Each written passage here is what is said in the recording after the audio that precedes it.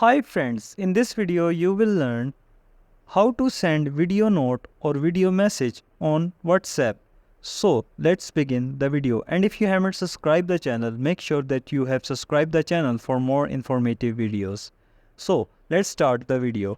First of all, what you need to do is you will simply open your WhatsApp application.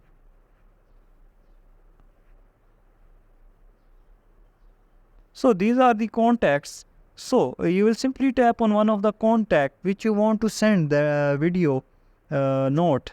So we will tap on any of the chat, and here beside the mic there is a camera option. You will simply press and hold this camera option, and